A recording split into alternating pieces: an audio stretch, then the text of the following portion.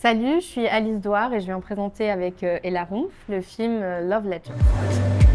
C'était pas instinctif de t'imaginer coucher avec une fille? Imaginer ta fille coucher avec un mec, ça c'est instinctif. C'est un film sur l'amour, c'est une comédie, on rit beaucoup et juste avant l'été, c'est, je pense, important de se dire qu'on peut être amoureux, qu'on peut avoir envie de faire la fête. C'est aussi un film politique, un film important pour moi qui raconte l'histoire de deux femmes qui mettent au monde ensemble un enfant et comment c'est à la fois difficile et en même temps très joyeux et comment c'est très spécifique et en même temps très banal. Comme tous les couples, attendre un enfant est un bouleversement. Et ces deux femmes, qui sont jouées par Ella Rumpf et Monia Chokri, vont être bouleversées par cet événement. Je pense que c'est un film très universel qui parle de la maternité d'une manière comme on ne l'a pas encore vu, je pense, et qui nous propose d'autres manières de faire famille et de voir la maternité. Et c'est aussi un film sur la musique. Le personnage de Ella Rumpf est DJ et sa mère est pianiste. Donc c'est un film très musical, très accessible et on espère que vous allez passer un bon moment et l'apprécier vous ici en Italie. Et on est très heureuse que le film sorte en Italie. J'avais envie de proposer un film qui soit un film léger sur un parcours difficile parce que je trouve que le mélange des tons donne beaucoup de force à un récit politique et l'écriture était assez dans le romanesque et dans la comédie. Et on a aussi trouvé ce petit point entre sensibilité et intimité et comédie avec Ella dans le travail de lecture et dans le travail d'interprétation.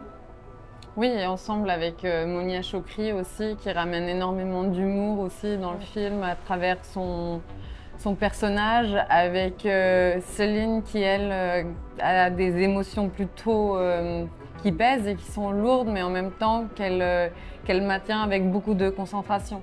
Mais c'est un film, en fait, on s'est beaucoup vu avec Ella et Monia, toutes les trois. On a appris à se rencontrer, à se connaître pour essayer de créer une intimité entre vous deux et puis entre nous trois pour qu'il y ait un climat de confiance dans le travail. Donc on a plus passé du temps ensemble que vraiment répéter les scènes, j'ai l'impression. Ouais, on a passé pas mal de temps à lire le scénario ensemble et vraiment savoir sur quel ton on a envie de raconter cette histoire et vraiment trouver le juste milieu entre une sorte de vérité et en même temps quelque chose qui élève le film vers un sorte de genre presque comique à certains moments où on se retrouve dans un humour qui dépasse un peu le pur réalisme, je dirais. Et comme c'est un film très musical avec Ella, le premier travail qu'on a fait, c'était d'aller en boîte de nuit ensemble. Ouais. Je lui ai dit, viens, il faut qu'on sorte et qu'on aille voir des DJ qui jouent. Et donc, on a passé des soirées en boîte de nuit, quoi. C'était ça le travail au début. C'était sympa.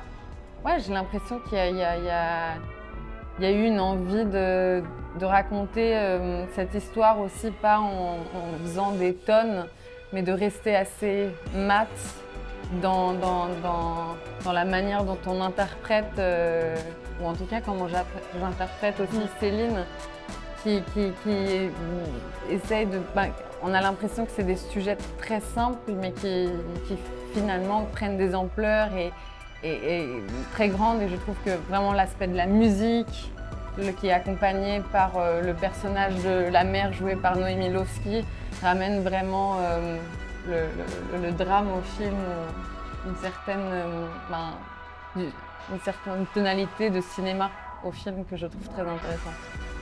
Et pour le travail, je crois que Ella, en fait, c'est un film portrait. On suit Ella Rumpf dans ce trajet vers la maternité. Et elle rencontre plein de personnages très différents. Et en fait, c'est chaque partenaire, je pense, qui amène une tonalité différente.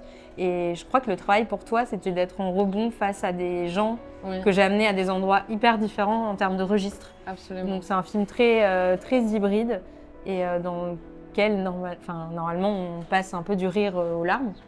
Voilà.